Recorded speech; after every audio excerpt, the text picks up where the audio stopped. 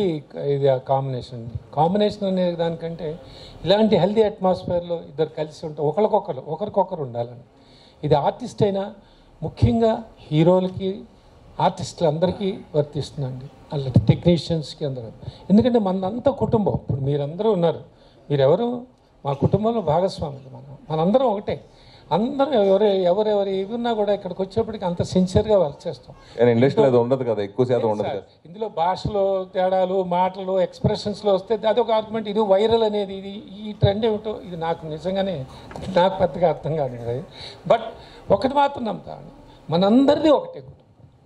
మనందరం ఇక్కడ ఎవరెవరు ఏంటి ఎక్కడి నుంచి వచ్చారో ఏ ఇదిలో ఉన్నారో తెలియదు, కానీ అది అంత పిచ్చి, నాకు అంత ఇష్టం అండి సినిమా అంటే.